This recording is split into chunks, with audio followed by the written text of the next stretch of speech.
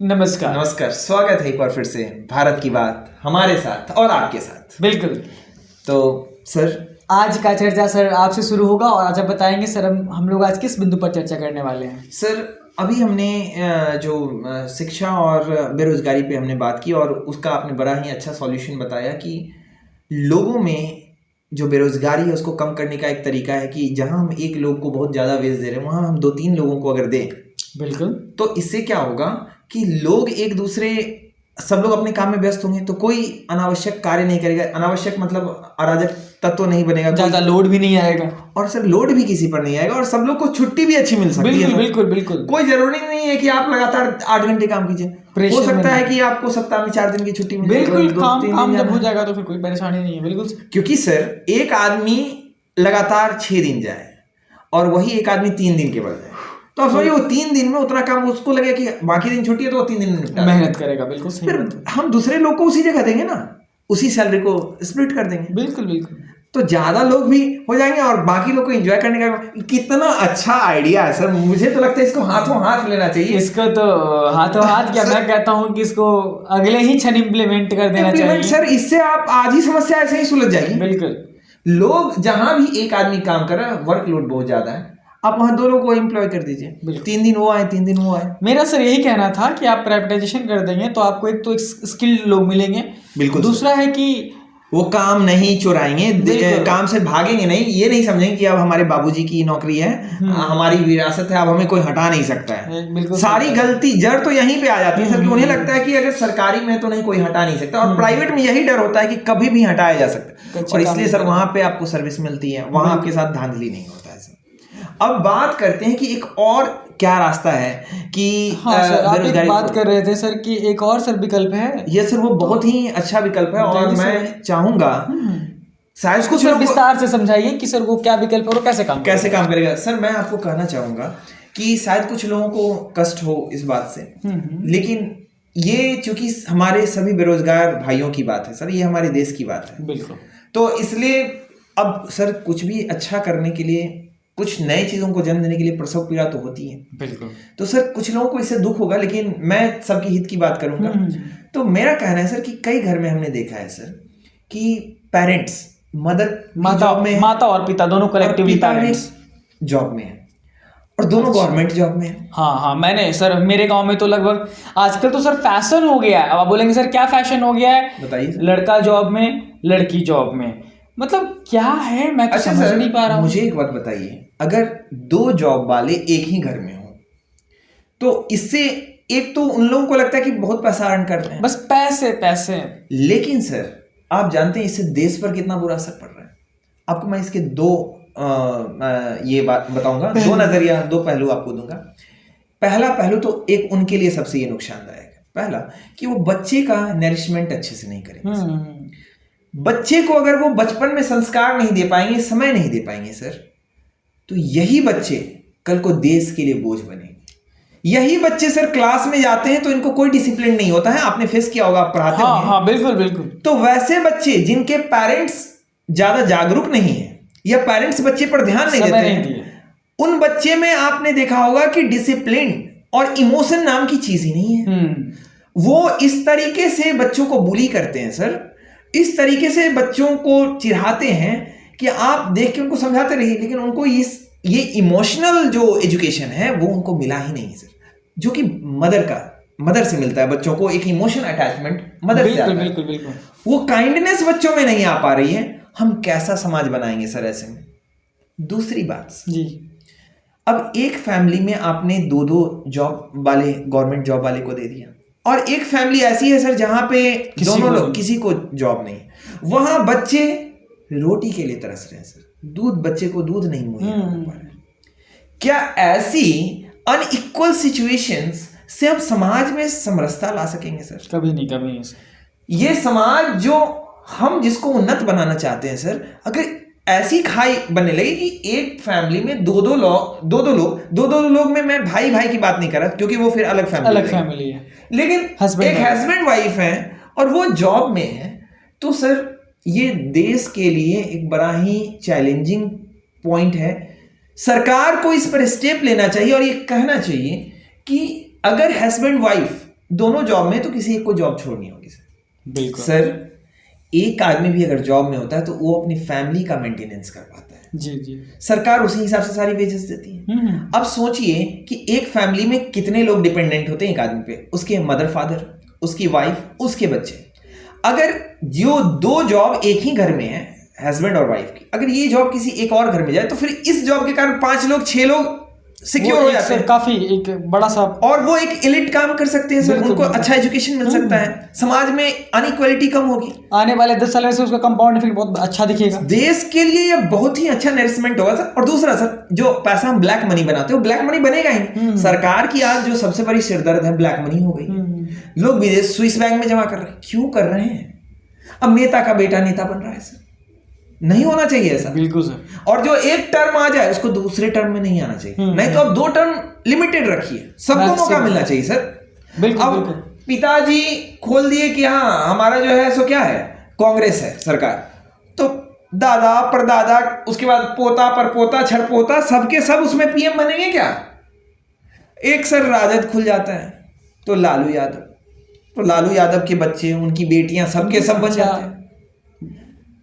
चिराग पासवान देखिए अपने पिताजी के साथ आए। ये होना ही नहीं चाहिए सर। अगर पेरेंट्स फादर अगर हैं तो पुत्र को नहीं मिलना चाहिए सर, भले उसकी क्वालिटी चाहे जो भी हो, क्योंकि दूसरे को भी आने का मौका दीजिए ना। बिल्कुल, आप उतने वेल सेटल्ड हो गए कि आप वहां से अपने जीवन को दूसरे मोड़ पे ले जा सकते हैं, या अगर आप उतने टैलेंटेड तो आप समाज में आप कीजिए ना, आप एनजीओ चलाइए, जो भी चलाइए, लेकिन आप पॉलिटिक्स में मत आइए, दूसरे को मौका दीजिए। बिल्कुल बिल्कुल। फिल्म इंडस्ट्री में देखिए वही हाल चल रहा है सर, जो हीरो है उसी का बेटा हीरो बनेगा, और अगर जो दूसरे हमारे सुशांत सिंह जैसे लोग अगर घुसने की कोशिश करते हैं तो उनके साथ क्या हो जाता है देखिए।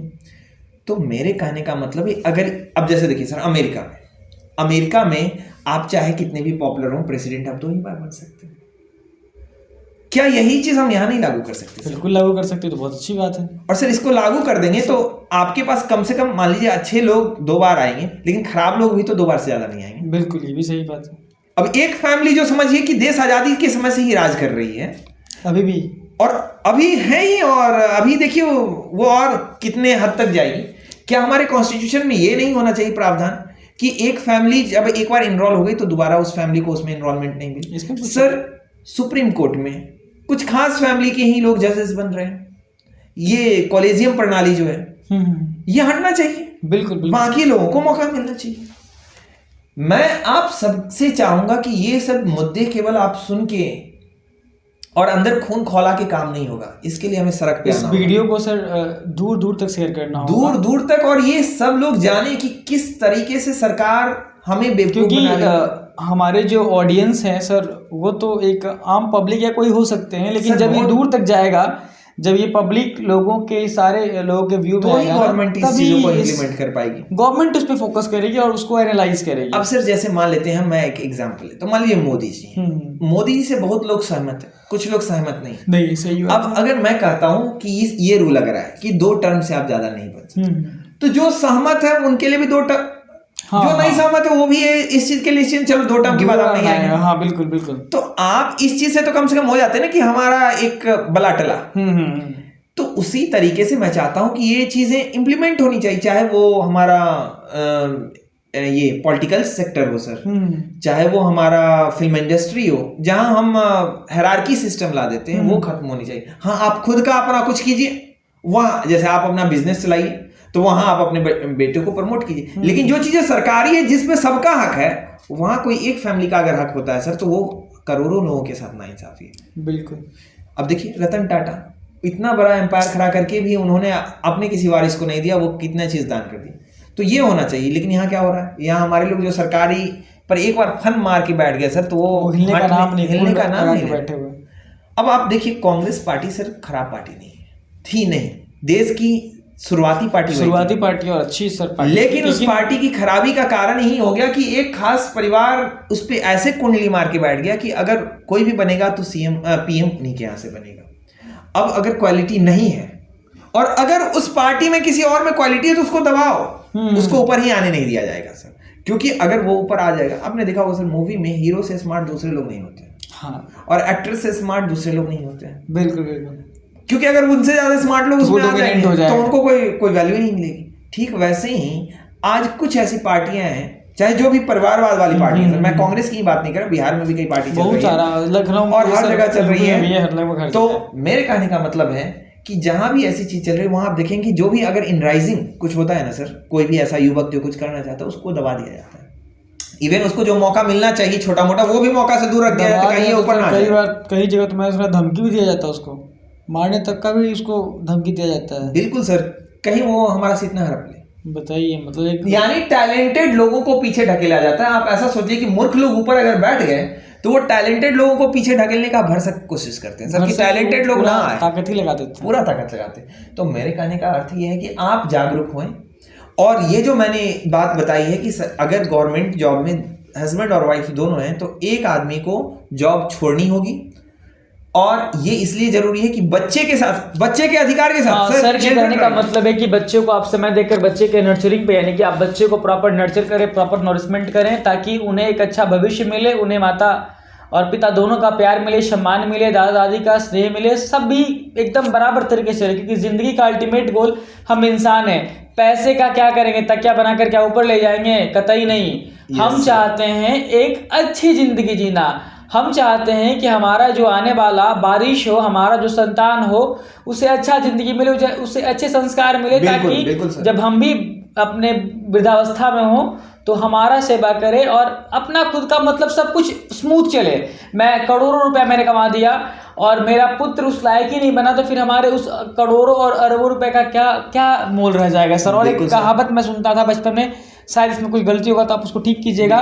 पुत कुपुत का धन संचय, इस तरह से कुछ था। और पूत सपूत तो का धन संचय, और पूत कपूत तो क्या धन संचय। अगर पूत सपूत है तो धन संचय करने की जरूरत ही नहीं है, क्योंकि वो खुद बना लेगा। बिल्कुल बिल्कुल। और पूत अगर कपूत है तो भी धन संचय करने की जरूरत नहीं, कि आपने जितना बनाएगा वो सब बर्बाद कर देगा। और कई बार तो सर ये प्रॉपर्टी ही आपके पूत को कपूत बनाने का कारण बनती है। बिल्कुल बिल्कुल। और अधिकांशतः हमने देखा है कि जितने भी बड़े बाप के बेटे, मैं सबका नहीं दे रहा हूँ, सब अच्छे सब जगह हैं, लेकिन कई बार ये मनी, एक्स्ट्रा मनी जो है ना सर, ये बच्चों को गलत रास्ते पर ले जाता है। सर गलत रास्ते की कई बार वो जिंदगी को ही खत्म करने के लिए मजबूर कर देती है। बिल्कुल सर, मैंने देखा है कि बच्चे अभी से नशे की लत में और ऐसे ऐसे कारनामे करते हैं कि वो अपनी जिंदगी से हाथ धो देते हैं। बिल्कुल। तो हमारा ये राय है, और आज भारत की इस मंच से, भारत की बात के मंच से हम यही कहना चाहेंगे कि पैसा अगर सब समाज में इक्वल आएगा तो ना तो महंगाई बढ़ेगी, ना तो समाज में हिंसा बढ़ेगी। बिल्कुल। ये सारी चीजें केवल एक चीज से कंट्रोल हो सकती हैं, और यही सारी चीजें बस एक चीज से बिगड़ सकती हैं सर। अगर समाज में कुछ लोग बहुत धनी हो जाएं और बाकी लोग गरीब हो जाएं तो समाज में अराजकता आ जाती है। बिल्कुल आएगी। और अगर यही समाज में सब लोग बैलेंस हो जाएं, सब लोग नहीं होंगे लेकिन फिर भी मान लेते हैं कि अगर 100% में 50% भी बैलेंस हो गए, कोई एक कुतुब मीनार नहीं बना, तो सर समाज में लोग अच्छे से मेंटेन कर लेंगे, और वहां पे बहुत जो पीस होगी वो इस समाज में नहीं होगी। आज के डेट में सर एग्जाम्पल के तौर पे जो सर कहना चाहते हैं मैं बताता हूँ। पहले स्मार्टफोन नहीं हुआ करता था, बहुत कम स्मार्टफोन हुआ करता था। तो लोग क्या करते थे ना कि, क्योंकि ऑब्वियस सी बात है कि स्मार्टफोन कम था, तो उनका स्मार्टफोन ना रोड पर कहीं भी चोरी हो जाता था, कोई उसको पकड़ के छीन लिया, पॉकेट काट लिया। आज के डेट में देखिए इसका केस, मैं ये नहीं कहूँगा कि होता नहीं है, अब बैग से आपका गिर जाए तो चोरी तो हुआ नहीं, वो तो आपके तरफ से खो गया। बिल्कुल। अब ऐसे बोलेंगे कि पॉकेट मार के, पॉकेट काट के किसी ने फ़ोन निकाल लिया, तो अब ये सब सर ना के बराबर होता है। हाँ, ये बिल्कुल सबके पास स्मार्टफोन कॉमन हो गया है, क्यों करेगा ऐसा? और सर सबको ये भी पता है कि स्मार्टफोन की लाइफ जो है सो 2-3 साल से ज्यादा नहीं है। क्यों, मतलब सर जब चीजें कॉमन हो जाती है ना, तो पहले साइकिल चोरी होता, तब साइकिल को कौन चलाता है? साइकिल, सही बात सर। बाइक, इवन बाइक भी सर, अब बाइक अगर नॉर्मल बाइक अगर आपकी है, KTM नहीं है तो कौन चलाएगा? वही कह रहे हैं। मोबाइल में अगर एप्पल नहीं है, आप अगर नॉर्मल लाइफ जीते हैं सर तो टेंशन ही नहीं है। सब लोग अगर ऑलमोस्ट इक्विवेलेंट तरीके से जीते हैं सर, जैसा कि आपने कहा कि सब सर हम यही चाहते हैं कि सब बराबर हो, बिल्कुल एकदम स्मूथ चलेगा सर। और मैंने कहा तो कि पैसा एक भौतिक चीज है। बिल्कुल सर। आप अपने जीवन को जितना बेहतर हो उसको बेहतर बनाने में लगाएं। और मैं ये भी नहीं कहता हूं कि आप अर्न ना करें, आप बिल्कुल अर्न करें। देखिए, मैं यहाँ पे एक चीज कहना चाहूंगा सर, कुछ व्यूअर्स ऐसा सोचेंगे कि सर ने कहा है कि बराबर करना, इसका मतलब जो अमीर है उनके पैसे को बांट देना। देखिए, मैं यहाँ ये नहीं कह रहा कि अगर कोई अपनी मेहनत से कुछ अर्न कर रहा है तो उनकी पैसों को मैं दूसरे में बांट दूं। मेरा यहाँ ये कहना है कि जहाँ गवर्नमेंट वाला, सर मैंने प्राइवेट में तो कहा नहीं, आप जितना मन आप भी जॉब कीजिए, आपके बच्चे भी जॉब करें, आप सब करें। जहाँ गवर्नमेंट, इस पे सर सब सबका हाथ बनता है। और कोई एक आदमी के पास उसका बड़ा सा हक चला जाए और किसी को कुछ ना मिले, मैं ये कहना चाह रहा हूँ, आप इस बात को समझेंगे। मैं ये नहीं कह रहा कि इक्वलिटी आ जाए तो इसका मतलब कुछ लोग सोते रहे फिर भी उनको पैसा मिलता रहे क्योंकि समाज में सबको इक्वलिटी करना है, ऐसा इक्वलिटी मैं नहीं कर रहा। मेहनत सबको करनी पड़ेगी, बिल्कुल बिल्कुल, लेकिन जो चीजें सबके हक की है, सरकार है तो सरकार का मतलब सब जनता के, सब जनता का कंट्रीब्यूशन है ना सरकार को बनाने, और सरकार के लिए सभी एक समान है। तो वहां पे आप अगर 2 लोग जॉब में हैं तो वहां एक लोग को जॉब छोड़, और इससे आपको ही फायदा होगा सर। आप अपने बच्चे को अच्छे नागरिक बनाएंगे जो कि कल को आपका नाम रोशन करेंगे, कल को यही आपका अंबानी और अडानी बनेगा। तो आप बताइए, आप दोनों आदमी जॉब कर करके कितना कमा लेते हैं, वो भी सरकारी नौकरी में, कल को अगर ये बिजनेस बना दे तो अरबों का हो जाएगा। तो मेरे कहने का मतलब आप इस पर विचार कीजिए। ये चीजें देखने में आपको लग रही होंगी कि मैं कह रहा हूँ क्योंकि ये चीजें कुछ लोग को है और कुछ लोग को नहीं है तो उनको अच्छा लगेगा, लेकिन मेरे कहने का मतलब है आप इस पर विचार कीजिए। और आज की सर भारत की बात की जो बात है, आज इसको समाप्त करते हैं, और हम फिर से अगली कड़ी में मिलेंगे आपके साथ, जहाँ होगी हमारी और आपकी बात इसी भारत की बात मंच से। तब तक के लिए नमस्कार, नमस्कार, धन्यवाद।